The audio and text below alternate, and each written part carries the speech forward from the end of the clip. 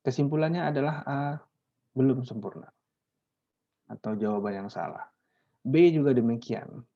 Setelah kata di dunia ketiga tidak terdapat tanda koma, setelah kata perokok dia beri tanda koma, salah. Mestinya adalah tanda titik. Oleh karena itu, di situ tidak ditulis dengan huruf kapital, dan setelah kata itu tidak dia beri juga tanda koma. Dan setelah kata merokok tidak dia beri tanda titik. Jadi jawabannya masih salah, B. Jawaban B masih salah. Kemudian jawaban C juga salah. Jadi sudah terlihat di situ ya, bahwa A, B, kemudian C jawabannya masih salah. C jawaban permasalahannya masih terletak di tempat yang sama. Setelah kata dunia ketiga mestinya diberi tanda koma. Kemudian setelah kata perokok mestinya tidak diberi tanda titik dua, tetapi tanda titik saja. Kemudian kata oleh karena itu diberi tanda koma, dan kata oleh O-nya mestinya huruf kapital. Nah, di A, B, C, D, E sama. Setiap kalimat tidak diakhiri dengan tanda titik di akhirnya. Oleh sebab itu di soal nomor 1 tidak ada jawabannya.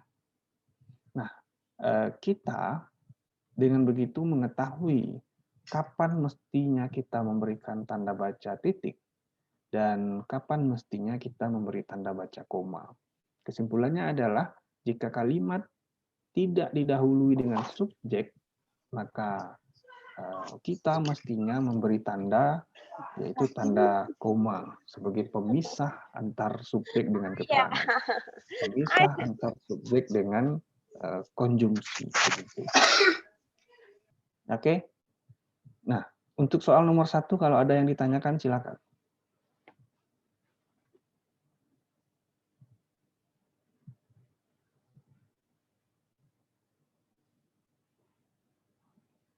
Bagi teman-teman yang ingin bertanya untuk soal nomor 1, silakan.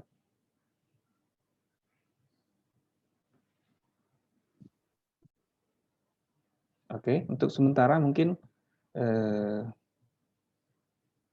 masih masih belum ingin bertanya. Kita lanjut.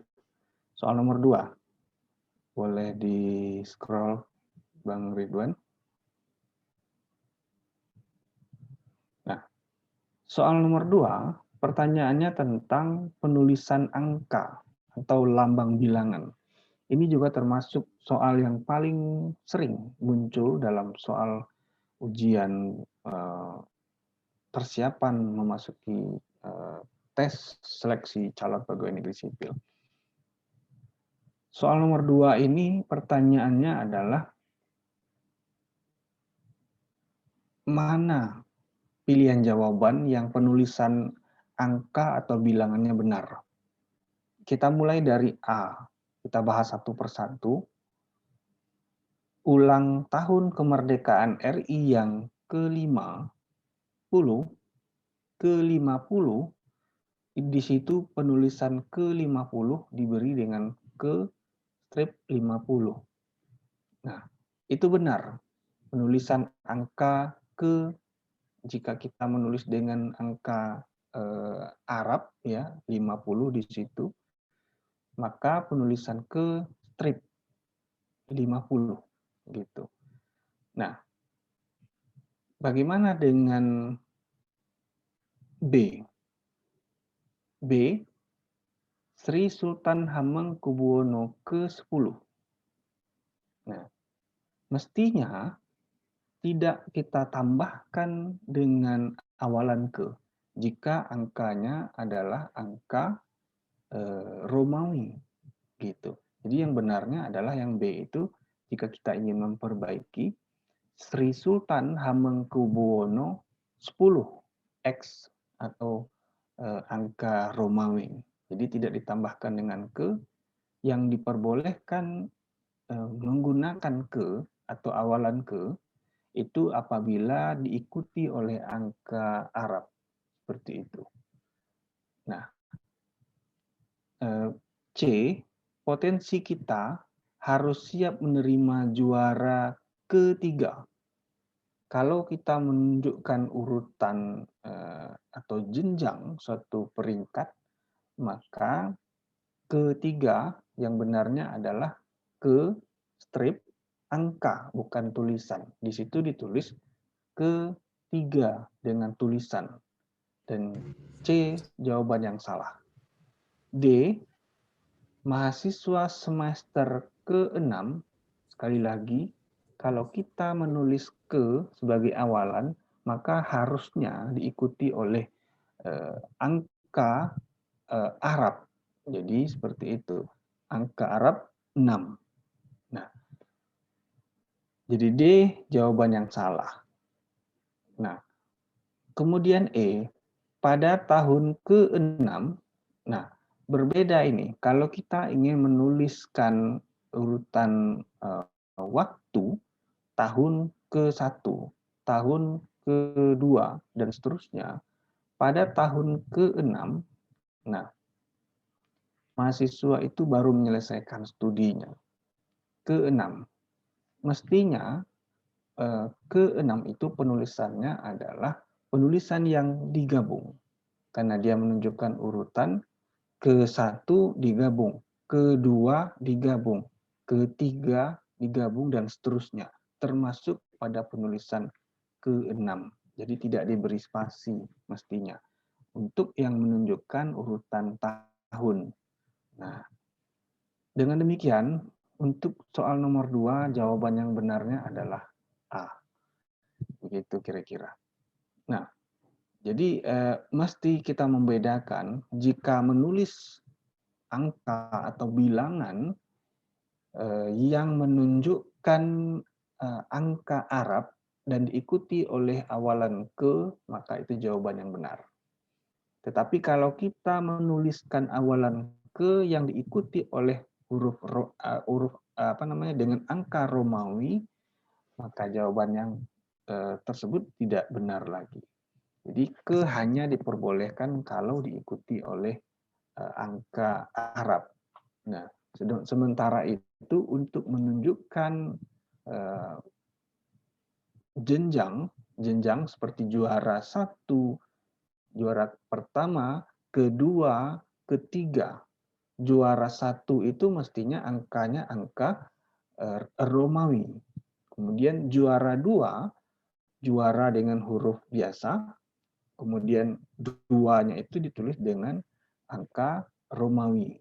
Di C itu salah, mestinya dengan angka Romawi, 3 Romawi, gitu.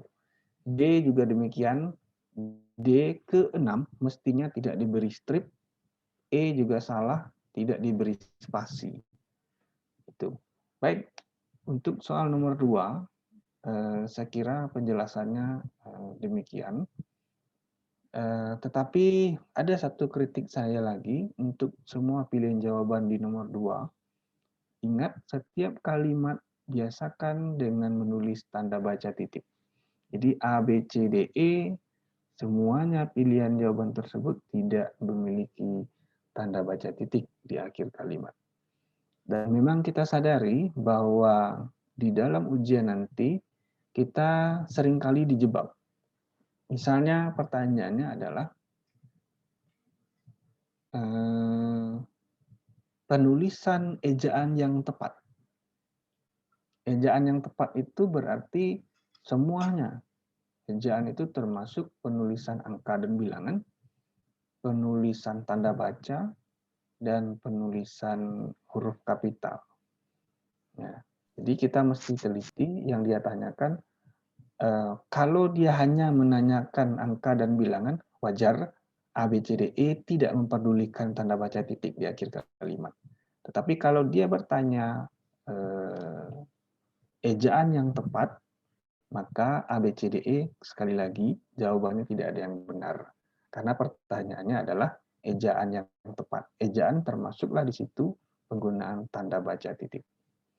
A, B, C, D, E tidak memiliki tanda baca titik di akhir kalimat. Baik teman-teman, untuk soal nomor 2, kalau masih ada pertanyaan, kalau ada yang meragu, silakan diajukan. Mudah-mudahan menambah pengetahuan kita bersama dan semakin mematangkan pemahaman kita ketika ujian nanti.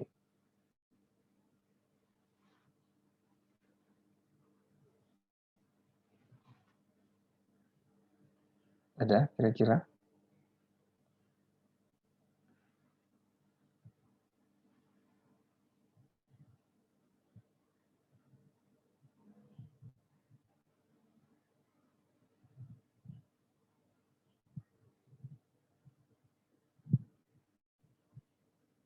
Oke, jika tidak ada, kita lanjut ke soal nomor 3.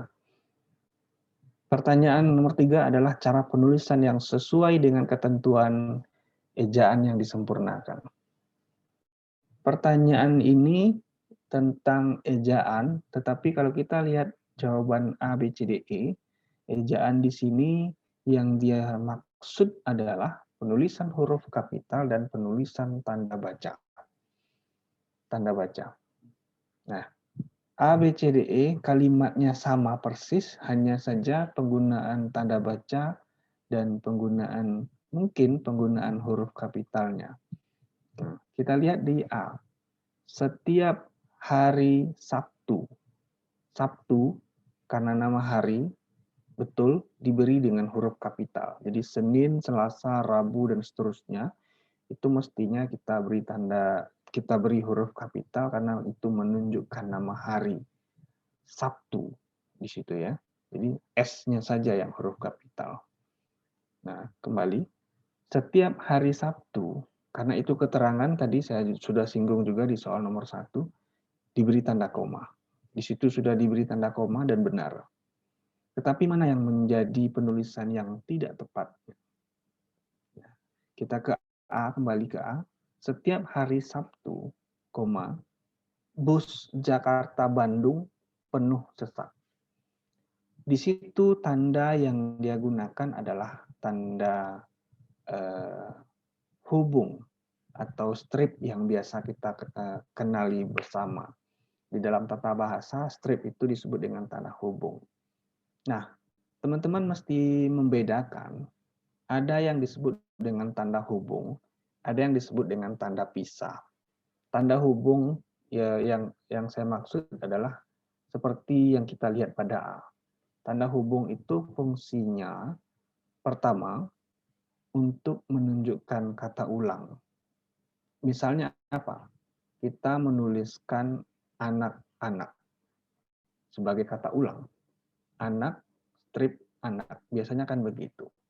Kemudian tanda hubung berikutnya kita gunakan untuk menunjukkan angka atau lambang bilangan. Seperti di soal nomor 2 tadi. Di A itu. Ke strip 10. Kemudian kita juga bisa menggunakan tanda hubung itu untuk menggabungkan awalan dengan singkatan. Misalnya, di strip PHK-kan. Di strip PHK-nya dengan huruf kapital ketiganya.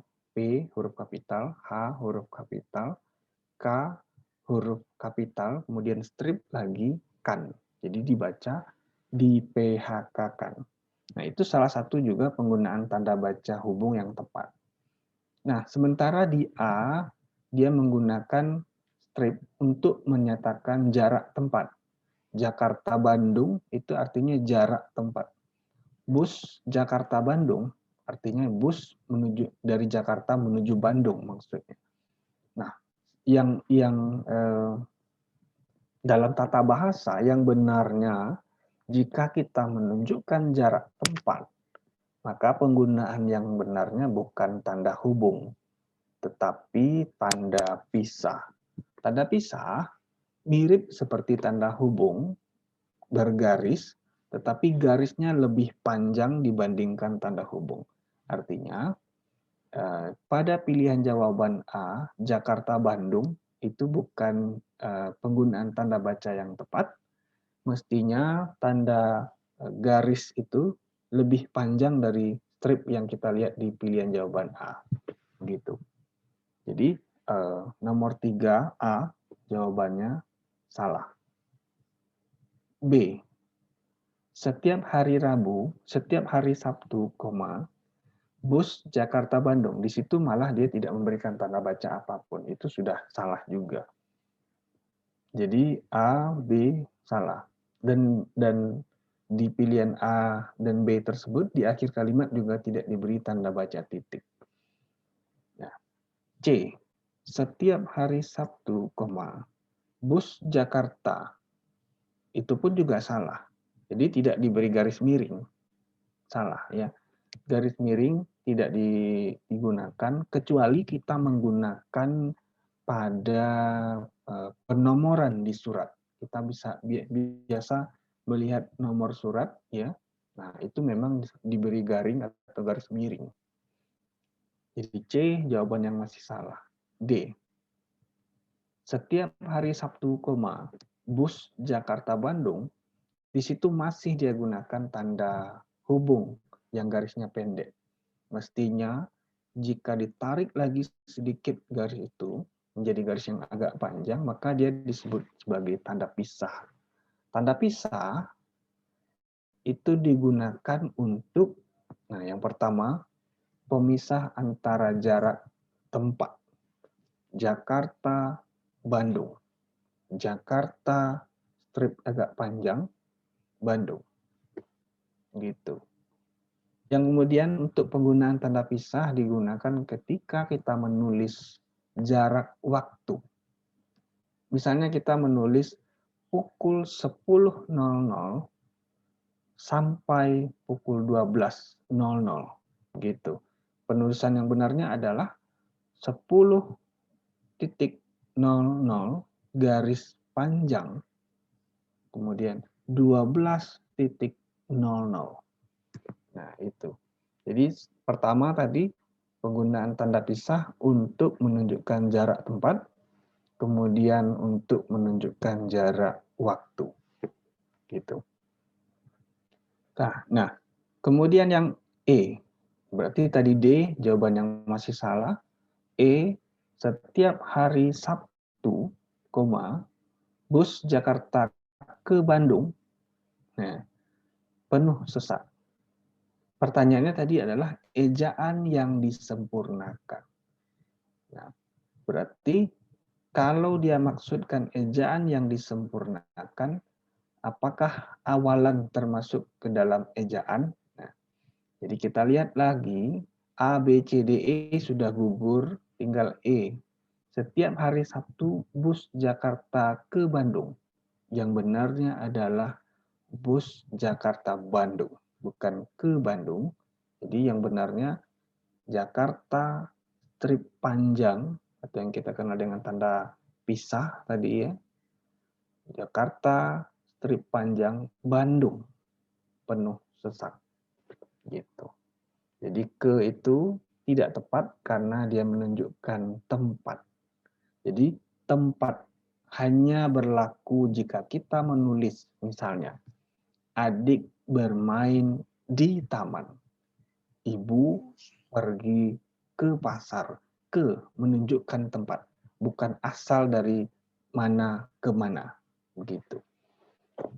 Dengan demikian, 3 tidak ada satupun jawaban yang benar. Nah, baik, sudah 3 soal yang saya jelaskan. Kemudian sebelum kita masuk ke soal nomor 4, mungkin ada yang perlu ditanyakan atau ada teman-teman yang merasa contoh penulisan tanda pisah ya maksudnya ya. Ada pertanyaan dari Yusepa. Sebentar saya baca. Penulisan tanda pisah maksudnya ya, Yusepa. Contoh penulisan tanda pisah. Jadi tadi saya katakan bahwa tanda pisah pertama ketika kita menuliskan jarak tempat. Padang, Jakarta. Jadi kalau teman-teman ingin menulis Padang, Jakarta, yang benarnya adalah Padang, P-nya dengan huruf kapital, padang, strip panjang, stripnya agak panjang. Jadi kalau yang pendek itu namanya tanda hubung, yang agak panjang itu namanya tanda pisah. Nah, Padang, Jakarta. Nah, gitu. Jadi boleh saya tuliskan di sini Padang, Jakarta. Oke, sebentar.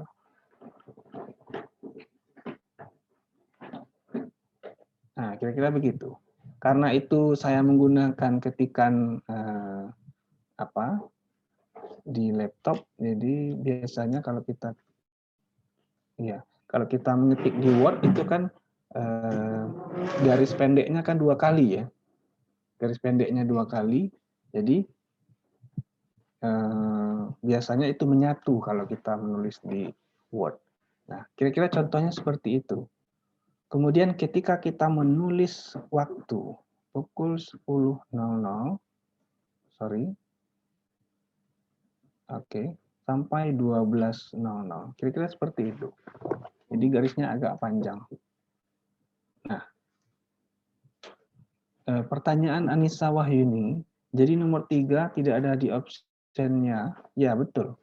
Nomor 3 tidak ada satupun jawaban yang benar. Gitu. Nah, satu lagi, saya kasih contoh penggunaan tanda pisah yang tepat, ya, atau strip panjang yang saya maksud itu. Ketika kita menulis seperti ini, dia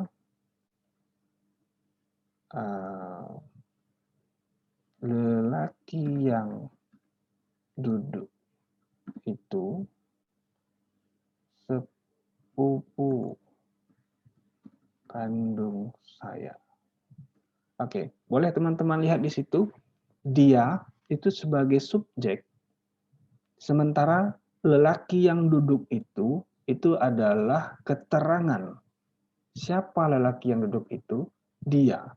Jadi keterangan yang ada di tengah-tengah kalimat itu kita sebut dengan keterangan aposisi, keterangan tambahan. Di dalam kalimat, jika kita menemukan keterangan aposisi, maka pemisahnya antara subjek dan predikat itu adalah tanda pisah. Jadi dia, stripnya panjang, lelaki yang duduk itu sepupu kandung saya. Semestinya kan kalau kita baca, dia sepupu kandung saya, kan begitu. Jadi karena butuh ditekankan siapa dia itu, apakah laki-laki atau perempuan, maka disebutlah dia, laki yang duduk itu, sepupu kandung saya. Gitu. Dalam kalimat, mestinya kalau ada keterangan tambahan atau aposisi, kita beri dengan tanda pisah. Agar diketahui siapa subjek dan mana ya predikatnya. Subjek di situ dia, predikatnya adalah sepupu kandung saya. Baik, kalau ada pertanyaan terkait dengan penulisan, silakan diajukan. Mudah-mudahan bisa menambah pengetahuan kita bersama untuk menyelesaikan soal, karena kita bermain dengan waktu, jadi kita tidak perlu banyak berpikir lagi nanti. Mudah-mudahan dengan pengetahuan ini kita sudah tangkas dalam menjawab soal. Nah, kalau belum ada yang ditanyakan, sambil menunggu ketikan teman-teman dalam pertanyaan, saya mohon untuk dilanjutkan ke soal nomor 4. Terima kasih, Bang Ridwan. Penulisan nama gelar yang benar. Secara sederhana, nomor 4 adalah contoh penulisan nama yang diikuti oleh gelar. Dan saya menemukan ada satu jawaban yang benar. Jawabannya saya buka saja dulu. Pertanyaan untuk nomor 4 adalah penulisan nama gelar yang benar. Yang benarnya ada di D. Nah, kita lihat mengapa A salah. Profesor, titik. Jika gelar berada di depan nama, pemisahnya adalah tanda titik. Profesor titik, doktor titik, gitu. Jadi setiap tanda titik spasi lanjutkan gelar berikutnya, doktor kalau di situ ya. Jadi teman-teman mesti membedakan ada yang D-nya kapital, ada yang D-nya huruf kecil. Jadi kalau D-nya huruf kecil itu bacanya dokter. Jadi bukan dokter. Ada juga yang D-nya huruf kapital, huruf besar, dan R-nya huruf besar. Itu dibaca dokter, tetapi dokter honoris causa. Dokter yang diberikan sebagai penghargaan. Penghargaan luar biasa. Jadi tidak melalui jenjang pendidikan S3. Gitu. Nah, saya lanjutkan. Profesor Dr. Zainal Abidin. Teman-teman, setelah nama, mestinya kita beri tanda koma. Pada A tidak terdapat penggunaan tanda koma. Dan itu salah. Kemudian, jika kita melanjutkan penulisan gelar berikutnya setelah nama, maka setelah tanda koma itu mestinya kita lihat kalau gelar itu terdiri atas 2 huruf, maka penulisan yang benarnya adalah titik digabung dengan huruf tersebut. Jadi di situ ada 2 huruf, SH, S titik, H titik, MA, M titik, A titik. Misalnya kalau ada gelar yang bergelar MA. Itu 2 huruf. Jadi ketentuannya begitu. Kalau seandainya gelar teman-teman ada yang bergelar MPD, ya, yang lebih dari 2 huruf, nah, maka penulisannya adalah M titik, ya, spasi, P huruf kapital, D huruf kecil, titik. Gitu. Jadi teman-teman kita tidak boleh sembarangan memberikan tanda baca dan menulis huruf kapital di situ. Jadi kalau dia 2 huruf, huruf kedua huruf tersebut maksudnya huruf kapital dan ditambah dengan tanda baca titik 2 kali. Jadi yang benarnya adalah D, S titik, H titik pada penulisan Zainal Abidin SH. Gitu. Nah, pada B hanya 1 tanda titiknya. Jadi masih salah. Pada C ada S titik H titik, tetapi setelah nama Zainal Abidin tidak dia tambahkan dengan tanda koma. Itu menyebabkan kesalahan pada C. Kemudian E, dia sudah memberi tanda koma setelah nama, tetapi setelah nama tidak diberi tanda titik setelah huruf S. Jadi saya katakan tadi, 1 titik dapat membawa malapetaka ketika kita menjawab soal. Oke, ada pertanyaan dari Erika. Setelah strip itu pakai spasi coach yang contoh Padang Jakarta? Tidak. Jawabannya tidak. Jadi apa namanya? Tanda pisah itu sudah menggantikan spasi, jadi tidak perlu lagi diberi spasi. Gitu. Baik, untuk penulisan gelar, saya beri contoh satu lagi. Misalnya Profesor Dr. Rio Rinaldi, ini saya doa aja nih ya sebenarnya. Mudah-mudahan saya bisa sampai ke sini. Kemudian MPD, ada gelar berikutnya, M. Hum. Nah, kemudian MA. Nah, betapa panjangnya gelar ini. Profesor titik dokter titik. Setelah nama saya ada 3 gelar. M titik spasi PD. Teman-teman, kalau kita memiliki 2 gelar di belakang nama, maka setelah gelar pertama, ya, diberi tanda koma. Lihat pada setelah MPD itu, saya beri tanda koma. Ya. M. Hum, Magister Humaniora. Nah, M. Hum itu hanya huruf M dan huruf H-nya saja yang huruf kapital. Sementara U dan M-nya tidak huruf kapital. Titik ya, koma. Gitu. Ada gelar lagi tulis. Misalnya di situ MA, Magister of Art. Di tulisan MA, karena kita tadi sudah sama-sama ingat, kalau dia terdiri atas 2 huruf, maka ditulis rapat dengan tanda baca dan huruf kapital keduanya.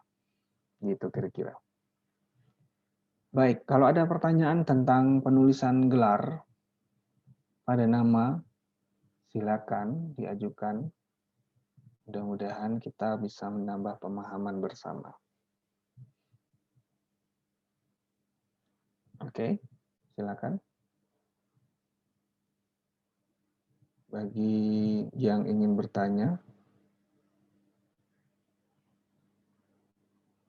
Jadi kita mumpung masih ada waktu ini teman-teman, silakan dimanfaatkan semaksimal mungkin.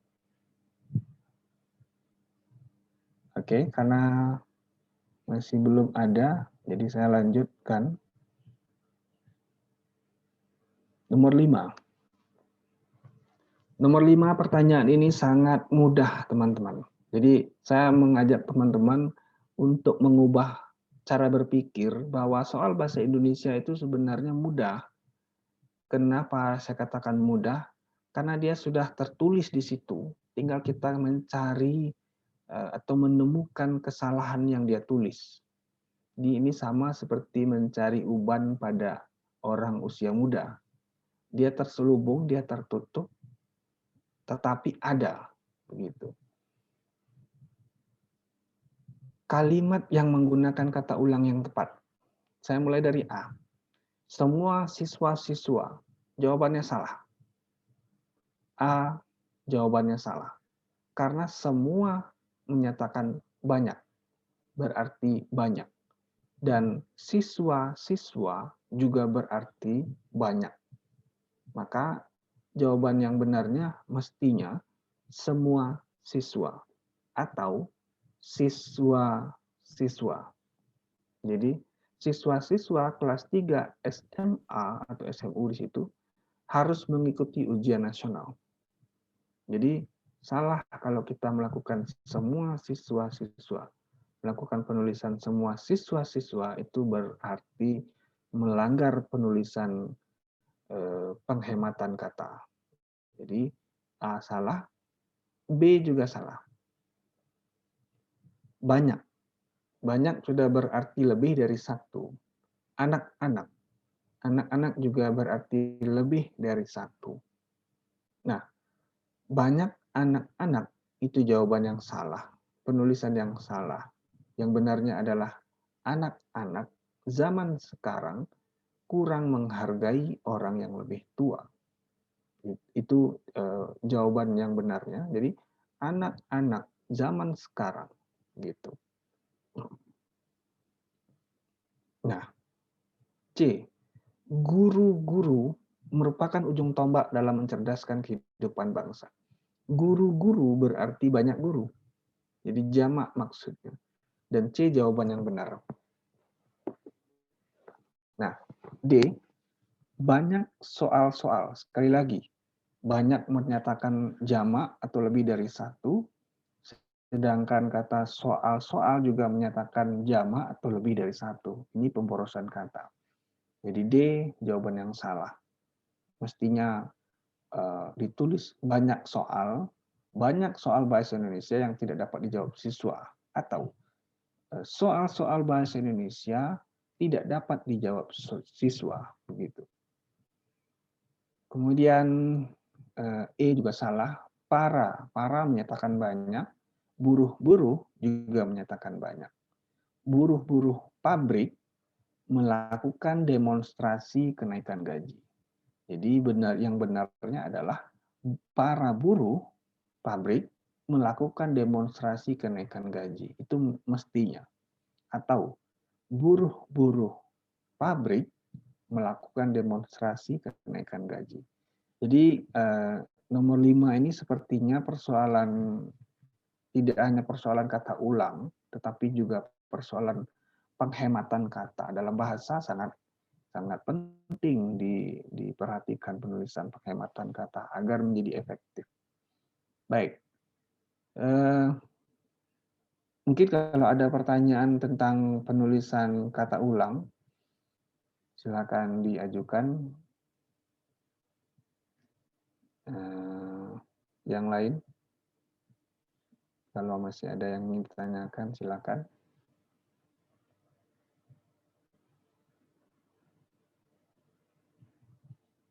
Tapi mudah-mudahan semuanya betul-betul mendengar ya. Saya berharapnya ini tidak hanya sekadar ceramah, saya berharapnya ada diskusi kita di sini. Oke. Kalau ada, silakan. Baik.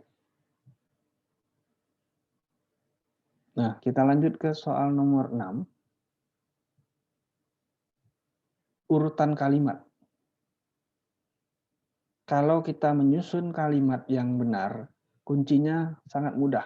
Tentukan kalimat utamanya. Kalimat utama biasanya tidak diikuti oleh kata hubung. Dan di situ sangat mudah. Nomor satunya adalah kalimat nomor 3. Dan di pilihan jawaban hanya 2 yang menggunakan 3, B dan C. Jadi A, D, E itu sudah jelas kita eliminasi. Tinggal B dan C. Mari kita coba susun kalimat ini agar menjadi benar. Tubuh membutuhkan zat gizi dari kedua golongan makanan tersebut. Tersebut ini yang mana ini? Nah, kita coba ambil nomor tunggu. Nah, menurut prinsip ilmu gizi, saya tidak melihat tadi, ternyata nomor 1 tidak terdapat kata hubung di awalnya. Jadi menurut prinsip ilmu gizi, nah itu kan keterangan ya, bukan kata hubung. Jadi saya katakan tadi, kalimat dikatakan sebagai kalimat utama jika tidak terdapat kata hubung di awalnya. Nah, ternyata jawaban untuk yang nomor 6 itu, kita coba mulai dari nomor 1. Menurut prinsip ilmu gizi, susunan menu yang seimbang haruslah bervariasi. Akan tetapi, bagaimana halnya dengan mereka yang merasa dirinya lebih sehat, bila hanya makan makanan dari tumbuhan-tumbuhan saja. Jadi 1 dan 4.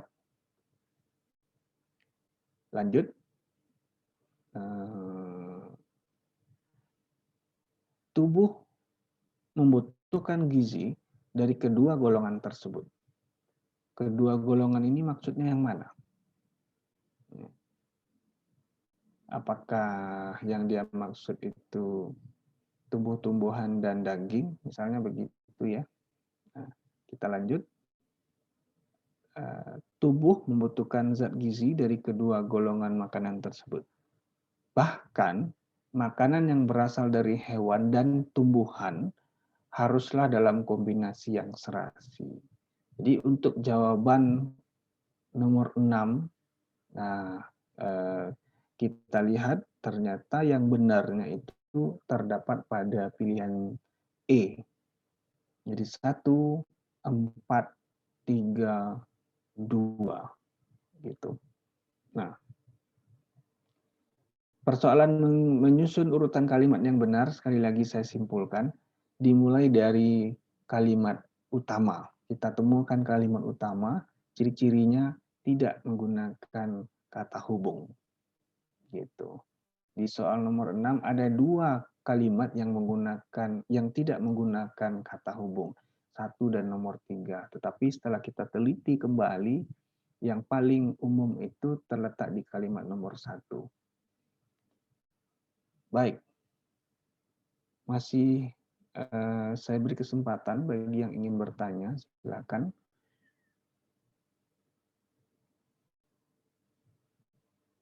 Oke. Kalau masih belum, kita lanjut nomor 7. Yang tidak dimaksud, yang dimaksud eksplisit. Eksplisit itu artinya tertulis. Dalam sebuah tulisan atau pernyataan adalah Mungkin yang dia maksudkan di sini makna eksplisit ya. Jadi yang dimaksud eksplisit dalam sebuah tulisan atau pernyataan adalah eksplisit itu tercantum dan jelas maksud gitu. Jadi ini tidak bersifat teoritis, ini hanya sekadar pemahaman bahwa eksplisit itu artinya tertulis, tercantum, jelas maknanya.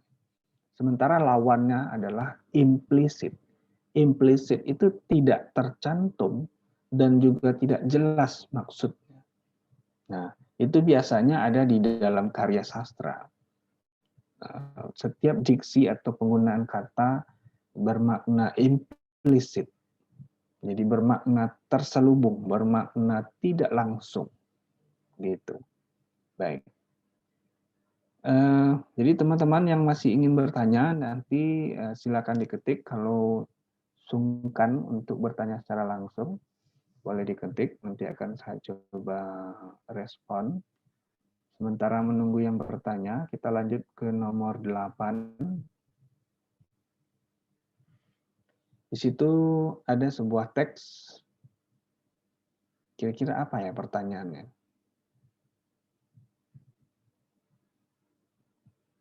Nah, fakta. Fakta-fakta berikut ini berdasarkan bacaan di atas benar, kecuali berarti yang tidak benarnya. Di antara A, B, C, D, E itu ada satu yang tidak benar. Yang tidak sesuai dengan teks di atas. Saya menyarankan jangan memulai dengan membaca teks, tapi memulai dengan membaca pilihan jawaban. Karena ini sifatnya adalah mencocokkan pilihan jawaban dengan apa yang terdapat di dalam teks.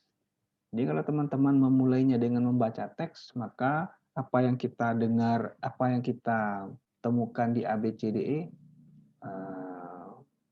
lama, memakan waktu yang cukup lama. Baik, kita mulai dari yang A. Tidak seharusnya orang tua menganggap anaknya, tidak seharusnya orang tua menganggap anaknya tidak mungkin terjerumus ke dalam hal-hal yang negatif dan tercela. Kita lihat di paragraf atas. Mungkin bisa di-scroll ke atas untuk memastikan. Kita cari. Nah, di kalimat pertama, tentu tak seorang pun yang rela buah hatinya terjerumus dalam hal-hal negatif dan tercela. Kita kembali ke bawah.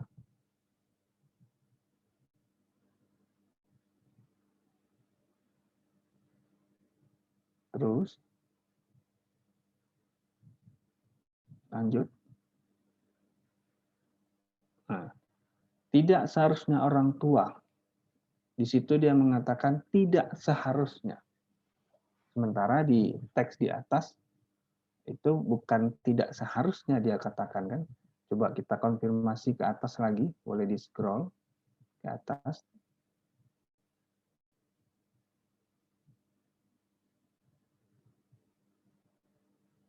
Terus di paragraf 1.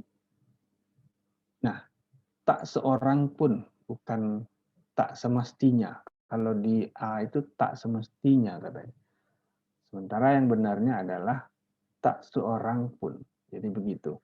Nah, jadi A itu masih jawaban yang sementara kita katakan belum tepat. Kita ke B.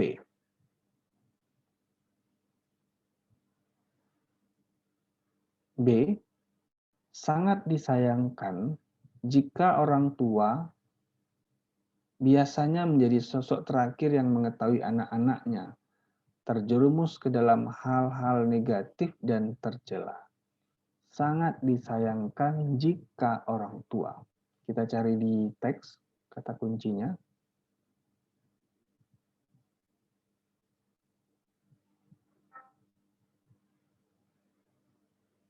Oke. Ada yang menemukan kira-kira di teks atau paragraf keberapa?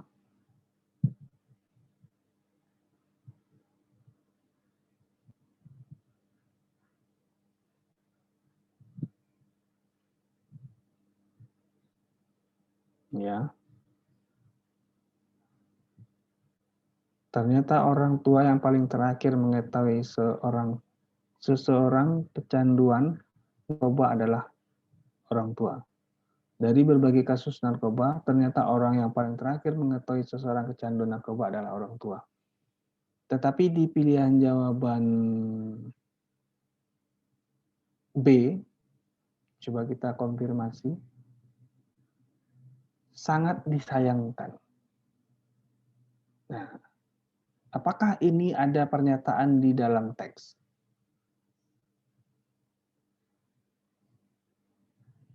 Coba kita lihat lagi. Apakah ada pernyataan tersebut di dalam teks?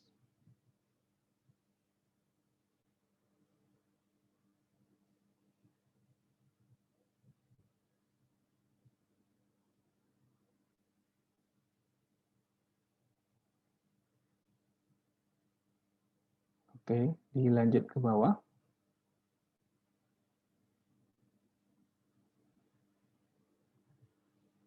Oke, kita coba baca di sini.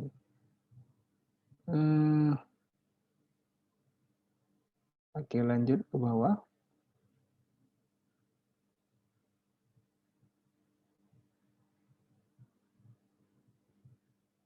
Oke, kita coba berhenti di sini, kita coba baca. Ada mungkin kata yang sangat disayangkan.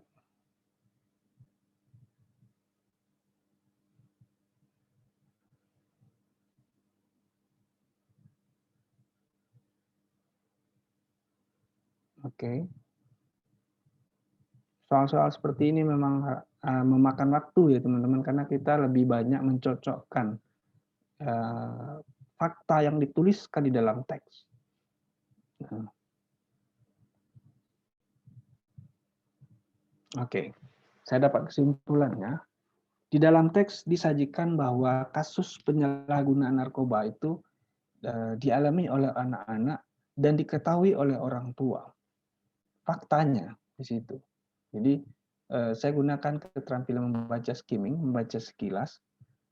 Di situ poin pentingnya adalah kasus penyalahgunaan narkoba dan alkohol di kalangan anak-anak dan remaja itu diketahui oleh orang tua setelah anaknya terjerumus ke dalam persoalan tersebut. Dan itu faktanya.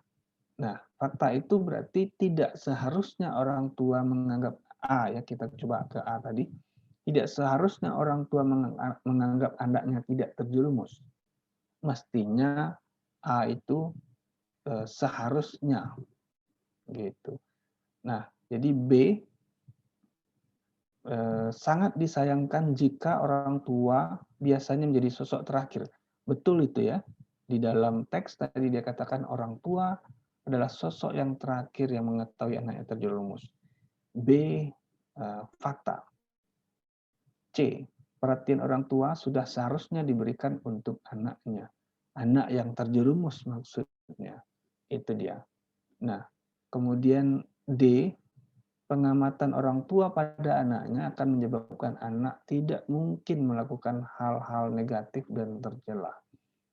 Pengamatan orang tua pada anaknya akan menyebabkan anaknya tidak mungkin melakukan hal yang negatif dan tercela. Saya pikir ini asumsi ya, atau bisa dikatakan opini, tidak fakta. Kenyataan adanya seorang anak yang terjerumus ke dalam hal yang negatif dan tercela akan sangat memukul perasaan orang tua. Sebetulnya kalau kita lihat antara pilihan jawaban ini, yang betul-betul fakta itu hanya satu ya. Tetapi kalau kita kaji lagi memang fakta yang ada di dalam teks ini tidak ada satupun. Karena lebih banyak asumsi. Apa yang menjadi ciri-ciri asumsi? Asumsi atau opini. A, kata seharusnya di situ adalah opini. Kata seharusnya adalah opini. Dia berisi gagasan. Seharusnya, pandangan, ya, jadi berisi pandangan. B juga dikatakan sebagai opini. Sangat disayangkan jika Sementara kita tahu bahwa fakta itu adalah kejadian yang telah berlangsung. Nah, jadi kalau kita ingin mencari lebih detail, sebetulnya di antara pilihan jawaban A, B, dan C, masih ada kata seharusnya, itu mengandung opini. D, pengamatan orang tua pada anaknya akan. Akan itu bukan fakta, jadi opini. E, kenyataan adanya seorang anak yang terjerumus ke dalam hal-hal yang negatif dan tercela akan sangat, akan juga masih belum bisa dikatakan fakta. Kesimpulannya adalah di antara pilihan jawaban A, B, C, D, E ini yang yang mendekati sebagai fakta ya hanya satu sebetulnya, yang B. Tetapi jika kita lihat lebih jauh lagi, sebetulnya B itu belum pantas juga kita sebut sebagai fakta.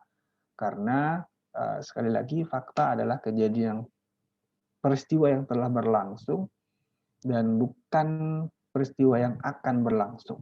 Begitu. Jadi kita ambil kesimpulannya, jawaban yang paling mendekatinya adalah B, selebihnya adalah asumsi. Gitu. Baik, saya coba cas laptop dulu. Baterainya sudah mulai low. Oke. Kita lanjut ke nomor berikutnya. Tapi teman-teman, saya menyarankan begini. Kalau teman-teman bertemu dengan soal-soal seperti ini, seperti nomor 8 ini kan memakan waktu ya. Mohon di-skip dulu, tidak perlu dibaca, apalagi baperan sampai ini jawabannya apa ya, ini jawabannya. Dipikir, akhirnya habis waktunya. Tinggalkan saja dulu. Itu dibiarkan sebagai soal cadangan kita, kalau waktu masih tersisa, gitu ya. Jadi jawaban yang pasti saja yang kita selesaikan. Nomor 9. Pokok persoalan pada bacaan tersebut. Pokok persoalan ini sebetulnya erat kaitannya dengan tema. Dan kita mesti membaca di awal kalimat setiap paragraf agar kita tahu persoalan apa yang dibahas. Kita lihat paragraf 1.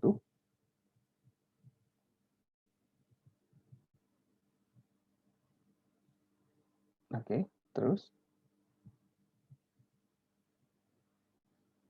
Dua lembaga penegakan hukum di Indonesia yakni Kejaksaan dan Kepolisian selama ini mendapat cap buruk sebagai sarang korupsi dan sarang tindakan kriminal.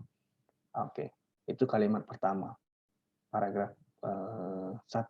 Paragraf 2. Dan blunder yang paling panas adalah pernyataan Kabar Eskrim Susno Juwaji yang menyatakan petinggi kepolisian tidak dapat disentuh oleh KPK. Jadi kita sudah dapat dua garis besarnya. Pertama, Kejaksaan dan Kepolisian dicap buruk sebagai sarang korupsi dan kriminal. Dan yang gagasan kedua di paragraf kedua, kepolisian atau petinggi kepolisian tidak dapat disentuh oleh KPK. Paragraf 3. Tahun 1977, KPK Hong Kong tersebut membongkar kasus korupsi kepala polisi Hong Kong yang tertangkap tangan menyimpan aset sebesar 4,3 juta dolar Hong Kong dan menyembunyikan uang 600.000 dolar Amerika Serikat. Akibatnya, beberapa saat kemudian kantor ICAC digempur oleh polisi Hong Kong. Setelah pengadilan memutuskan bahwa kepala polisi tersebut memang terbukti bersalah dan ICAC terbukti bersih, maka Hong Kong pun kini dikenal sebagai negara yang relatif bersih dari tidak pidana korupsi. Dan fakta ini tak lepas dari kinerja ICAC. Pokok persoalannya di sini dia bicara tentang bagaimana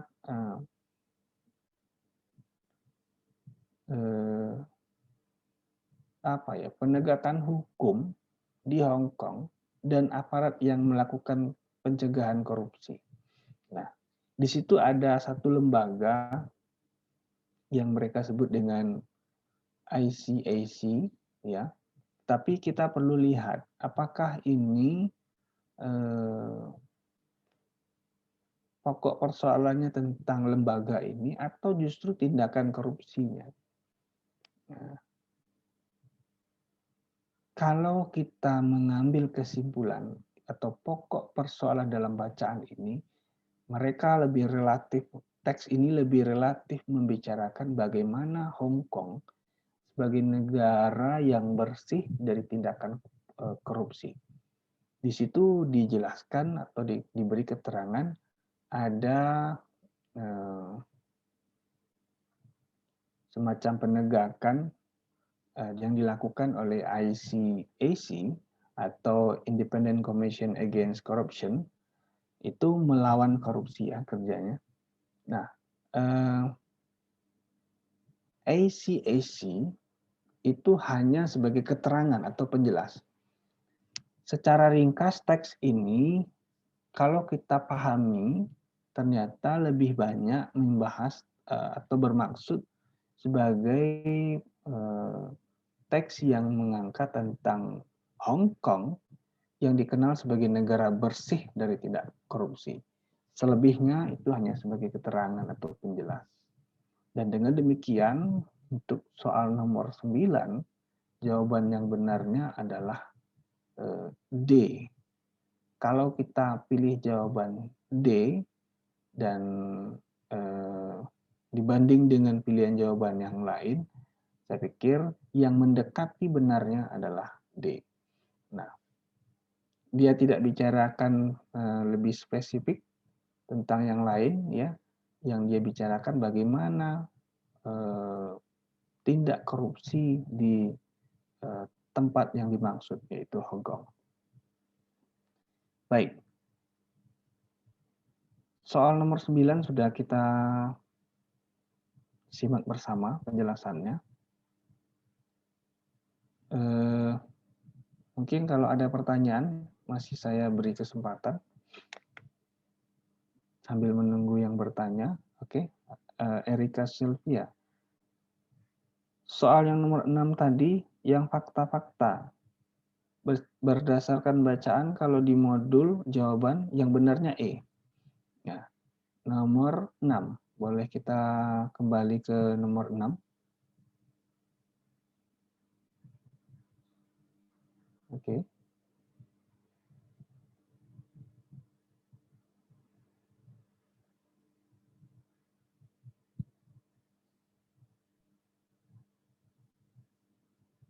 Oke. Urutan yang benarnya E, betul ya. Pertanyaannya, ya betul ya. Jadi nomor 6 itu E. 1, 4, 3, 2. Ya. Bukan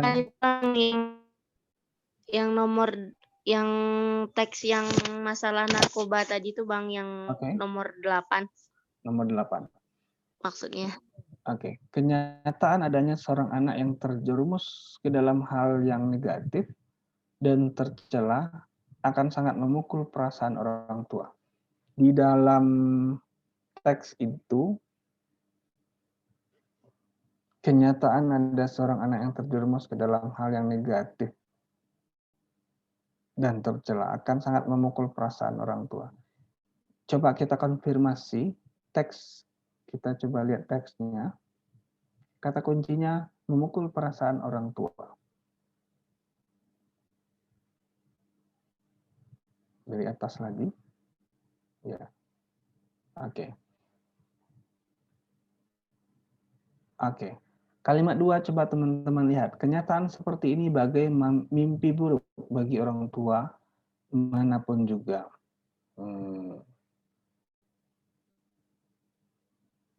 Oke. Ya. Mau ralat Bang. Itu kan yang ditanyakan fakta-fakta berikut yang ini berdasarkan bacaan tersebut di atas yang salah. Ya, kecuali berarti kita kan mencari pernyataan yang benar. Tidak benarnya. Iya. Yang tidak benar. Yang benarnya bukannya Bang. Bukannya yang benar kita cari. Coba lihat kalimatnya. Fakta-fakta berikut ini berdasarkan bacaan tersebut di atas benar. Jadi fakta-fakta yang ada di A, B, C, D, E itu benar. Kecuali. Nah, gitu. Ada satu berarti yang tidak menjadi fakta berdasarkan bacaan tersebut. Jadi kecuali katanya. Kecuali berarti ada satu. Maaf, Bang. Ya, ada satu. Kalau di modul ini yang salah, Bang. Makanya isinya gitu. E. Oke. Nah, iya, ada di atas yang salah kecuali. Yang salah ya, kalau di penjelasan jawabannya. Oke. Tetapi kalau kita pilih E, itu justru jawaban yang benar. Ya. Kita bisa lihat di paragraf 1 kalimat nomor 2. Nah, itu. Jadi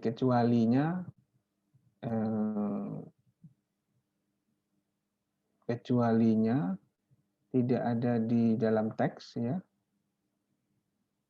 Tadi kita menjawab, sorry. Kecualinya A ya. Kalau di B, tadi saya menjawab B ya. Jawaban B itu sangat disayangkan jika orang tua biasanya menjadi sosok terakhir yang mengetahui anaknya terjerumus ke dalam hal yang negatif dan tercela. Di dalam teks tadi kita menemukan ya, orang tua adalah sosok yang terakhir ketika mengetahui anaknya terjerumus ke dalam hal yang negatif dan tercela.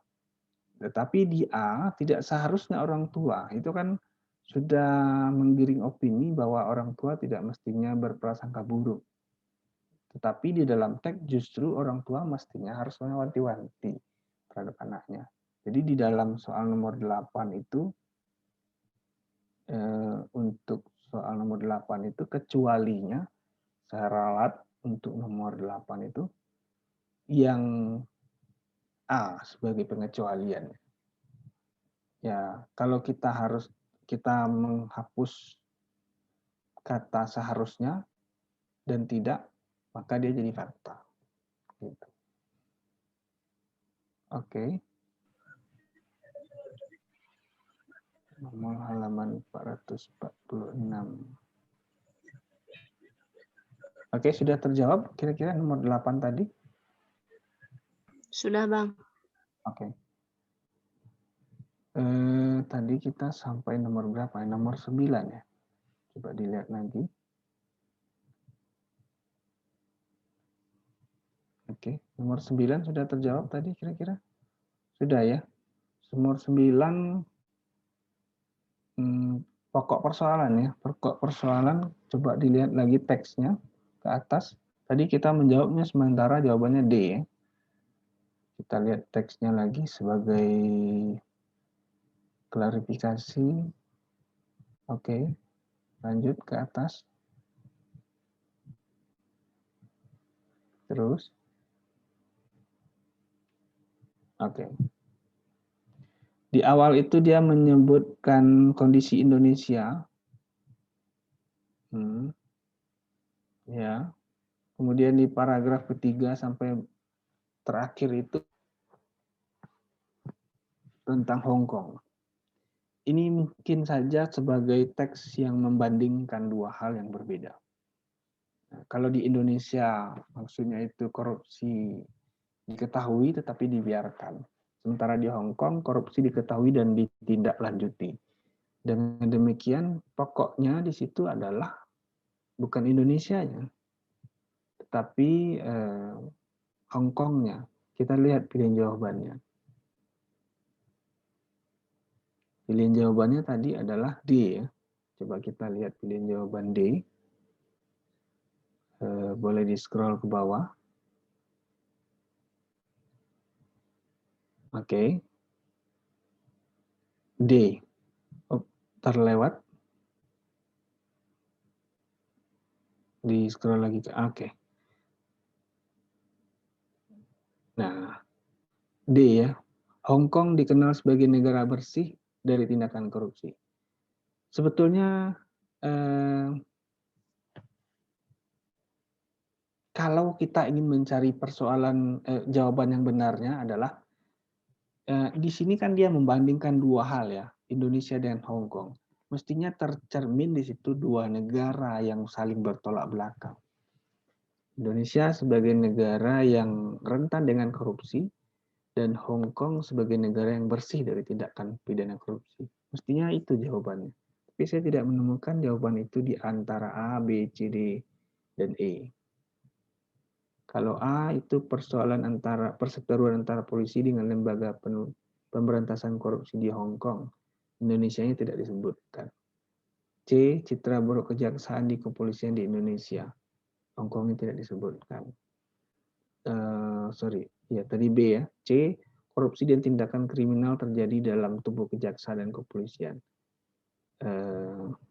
Tidak ada hubungan malah. D, Hong Kong dikenal sebagai negara yang bersih dari tindakan korupsi. Ini sebagai penekanan di akhir paragraf. Jadi saya pikir ini yang dimaksudkan oleh si penulis sebetulnya. Di awal dia singgung Indonesia, tetapi dia meminta kita untuk berpikir inilah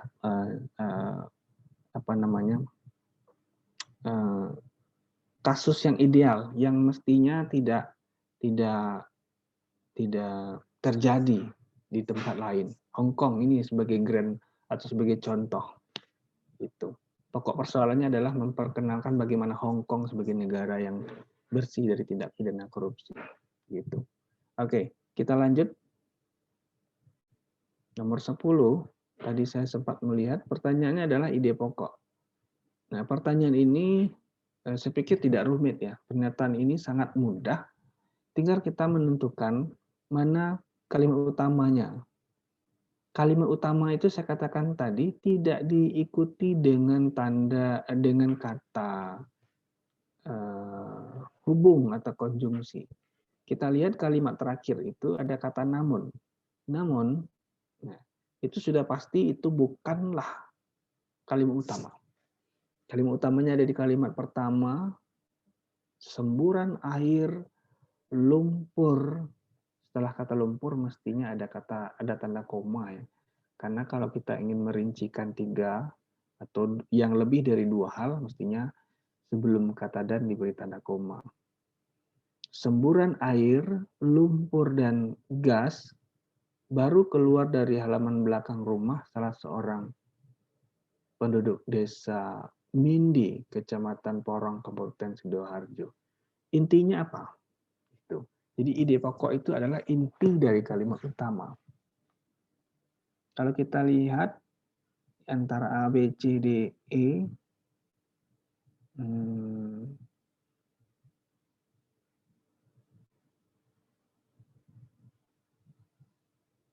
oke, jawabannya E ya, bukan, itu sifat.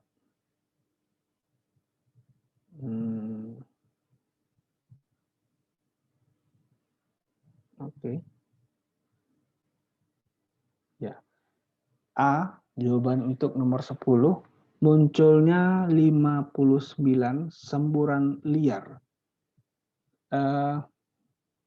Saya menyimpulkan ternyata nomor 10 ini cara menentukan ide pokoknya berdasarkan kalimat pertama yang ditambahkan dengan kalimat berikutnya. Jadi di dalam konsep penemuan ide pokok ada 2 sebetulnya cara yang paling cepatnya. Pertama dengan menentukan subjek dan predikat kalimat, ya. Semburan air, lumpur,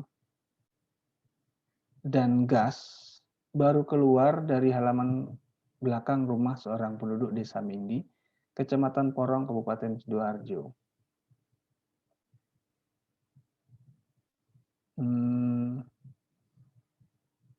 Semburan liar itu maksudnya semburan air ya.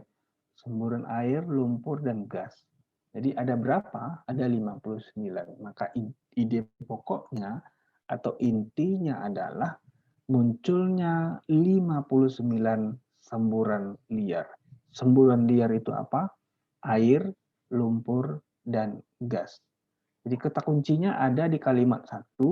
Kalau masih belum terwakili di antara A, B, C, D, E, lihat di kalimat 2. Di situ dia tegaskan 59 semburan. Nah, A nomor 10. Oke, kita lanjut.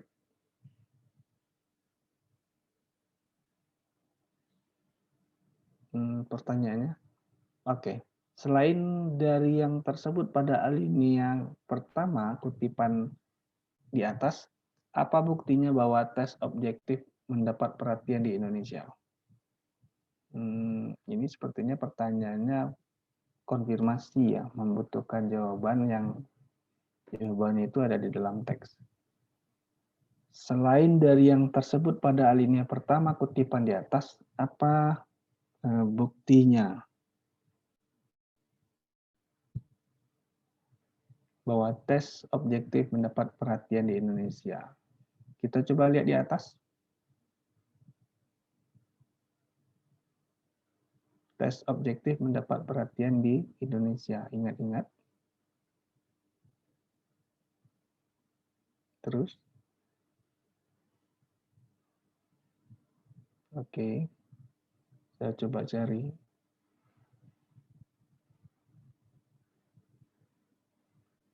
Paragraf 2. Namun akhir-akhir ini terdengar kritik yang tajam terhadap tes objektif.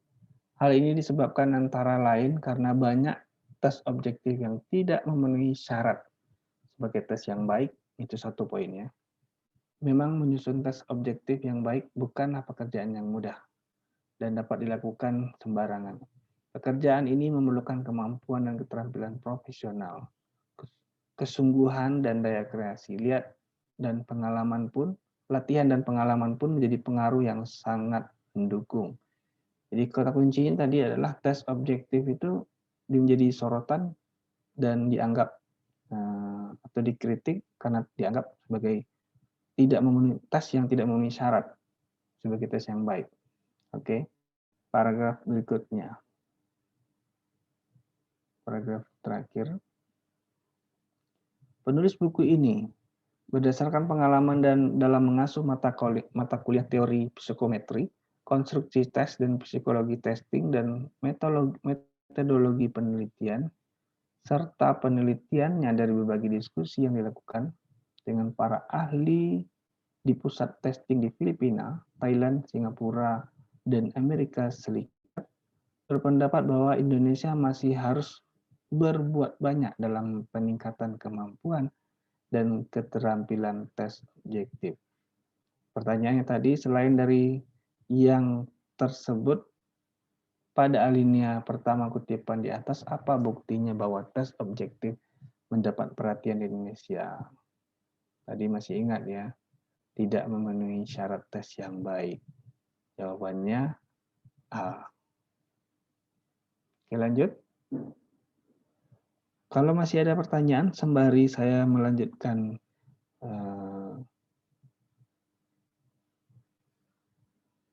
tunggu.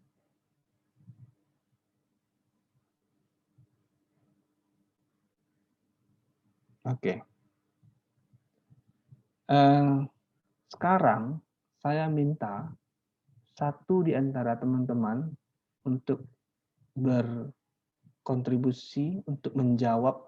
Saya kasih kesempatan untuk menjawab soal nomor 12. Saya beri waktu 1 menit. Nomor 12 ini kira-kira jawabannya apa? Penggunaan tanda baca koma dengan benar untuk gabungan kalimat berikut terdapat pada. Oke. Agak berebut ya, bagi yang mau menjawab silakan. Siapa cepat, dia dapat. Kira-kira ada yang tahu? Oke, waktu kita 3 menit lagi ya ternyata. Jadi mohon teman-teman agak cepat. Kira-kira jawabannya apa? Nomor 12 ini.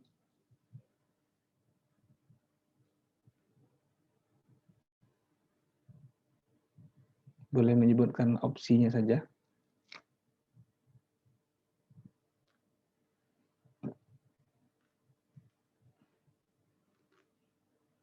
B, ada yang jawab B. B.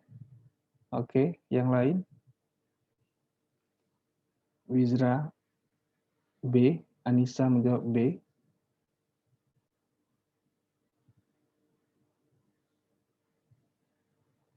Oke, kita lihat satu persatu. A, berita ini diturunkan, ketika teman-teman tidak diizinkan kata ketika diberi tanda koma jika dia terletak di tengah kalimat. Itu kesimpulannya. B, ketika pembicaraan dua pemimpin negara itu masih berlangsung, tanda koma, betul, karena itu keterangan, ya, diberi tanda koma dulu, karena kita akan membedakan mana subjek dan predikat. Subjeknya adalah berita ini. Predikatnya adalah diturunkan. Jadi B secara struktur penggunaan tanda koma benar. C. Ketika pembicaraan dua pemimpin negara, masih berlangsung, itu salah. Oke, jadi C salah, A salah. D. Berita ini diturunkan ketika pembicaraan dua pemimpin negara masih berlangsung. Di situ tidak ada tanda koma, padahal yang dia tanya adalah penggunaan tanda baca koma yang benar. E. Ketika pembicaraan dua pemimpin negara masih berlangsung, harusnya tanda komanya setelah kata berlangsung. Jadi yang jawab B benar, teman-teman yang jawab B benar, yang lain yang masih menjawab di luar B, jadi saya beritahu, kalau kalimat diawali dengan keterangan, maka harusnya kita beri tanda koma dulu agar kita ketahui subjek dan predikatnya. Di situ keterangannya adalah ketika pembicaraan dua pemimpin negara itu masih berlangsung, itu keterangan ya, keterangan waktu. Kapan berita ini diturunkan? Ketika pembicaraan dua pemimpin negara itu masih berlangsung. Oke. Jadi jawaban yang benarnya adalah B. Gitu. 13. Pernyataan yang benar.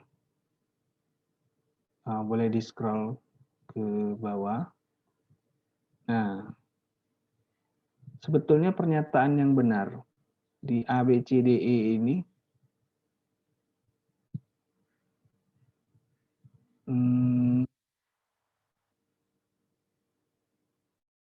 kalau dari segi tanda baca koma, A, B, C, D, E salah semua ya.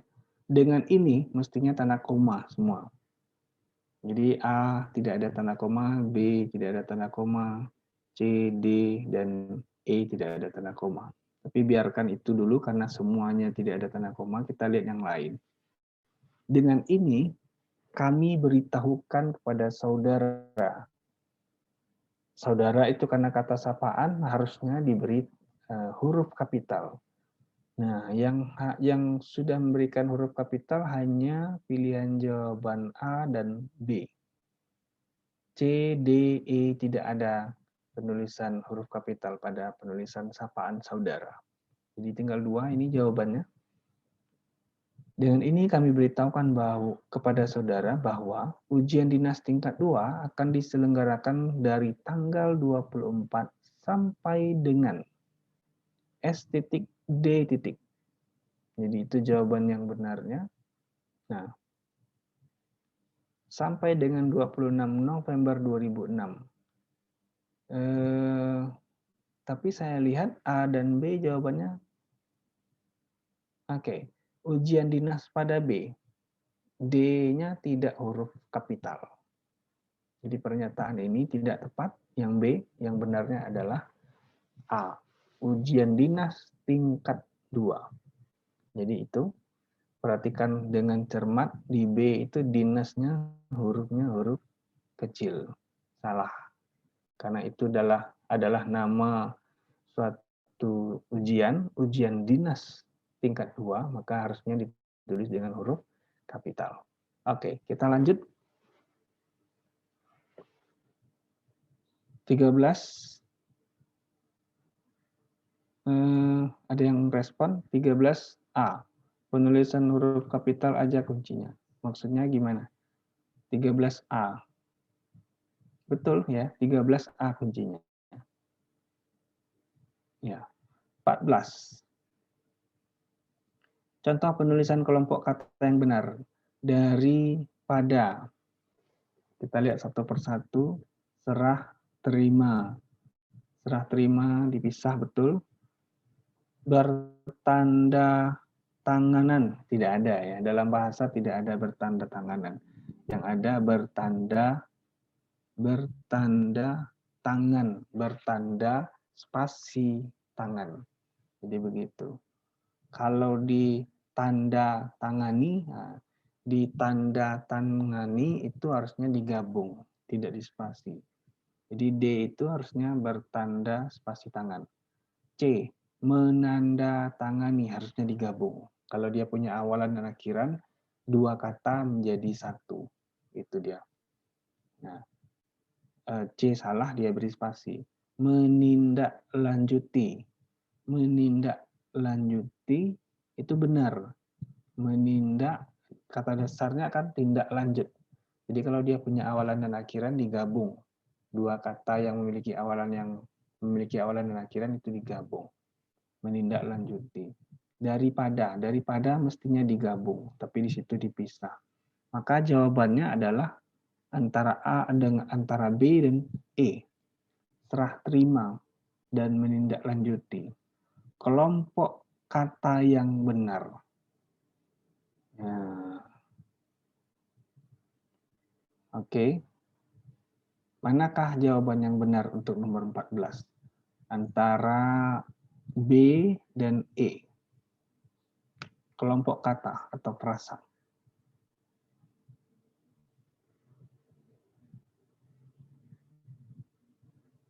Nah, perlu saya jelaskan, B itu dikatakan sebagai kata yang memiliki awalan dan akhiran, sehingga dia menjadi sebuah kata. Jadi tidak jadi kelompok kata lagi dia, karena dia sudah membentuk kata, sebuah kata, ya, menindaklanjuti itu jadi satu dia, maka itu bukan lagi sebagai kelompok kata. Maka jawabannya adalah E, serah terima. Kelompok kata itu maksudnya dia tidak memiliki awalan dan akhiran lagi. Jadi dalam bahasa disebut sebagai frasa atau frase. Nah, serah terima itu kan kelompok kata. Tapi kalau menindaklanjuti itu kan menjadi satu dia. Jadi kata saja, jadi tidak kelompok kata. Nah, maka jawaban yang benar adalah E. Penulisan kelompok kata. Tapi kalau ada yang bertanya, menindaklanjuti di B itu benar nggak tulisannya? Benar. Itu jawabannya. Oke, kita lanjut.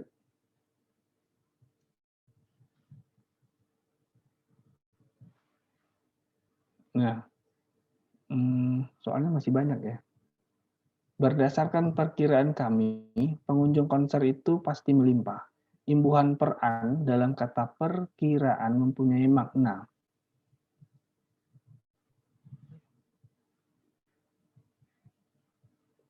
Nah,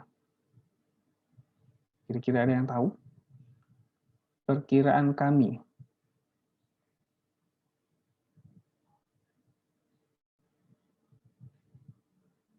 Tempat atau lokasi, hal atau perbuatan, hasil perbuatan, alat perbuatan, atau cara melakukan. Perkiraan.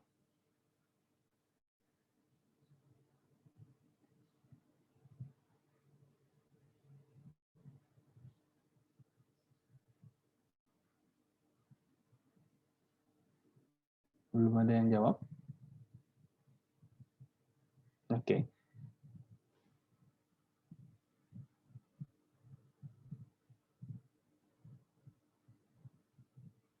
Oke, saya dapat mandat. Kita cukupkan sampai nomor 15 ya. Untuk berikutnya teman-teman bisa lanjutkan di rumah masing-masing. Karena waktu kita sudah habis. Berdasarkan perkiraan kami, pengunjung konser itu pasti melimpah. Kata perkiraan bermakna adalah hasil perbuatan. Jadi perkiraan adalah perbuatan yang telah dilakukan, maka itu bermakna hasil perbuatan. Hasil pekerjaan yang melakukan analisis. Perkiraan. Hasil perbuatan. Jadi C. Baik, teman-teman, demikian mungkin penyampaian materi saya malam ini, dan memang tidak terakomodasi semua soal untuk dibahas karena waktu kita terbatas, dan mungkin kita bisa lanjutkan di lain kesempatan. Kalau ada yang ingin bertanya kepada saya secara langsung, boleh dengan mengontak saya di kontak 0852 78 34 35 86. Sebagai pertanggungjawaban moral saya pada teman-teman, kalau ada yang mungkin ingin berdiskusi langsung, silakan kontak saya di nomor itu, nomor WA. Mungkin di lain kesempatan kita bisa lakukan tanya jawab. Baik, demikian saja untuk malam ini. Terima kasih banyak sudah mendengarkan paparan materi saya. Mudah-mudahan bermanfaat. Terima kasih juga pada Bang Ridwan sebagai host kita malam ini dan menyempatkan diri untuk membantu kita bersama. Mudah-mudahan jadi amal ibadah, termasuk juga bagi teman-teman mudah-mudahan lulus di dalam seleksi nanti. Demikian saja, terima kasih banyak. Assalamualaikum warahmatullahi wabarakatuh.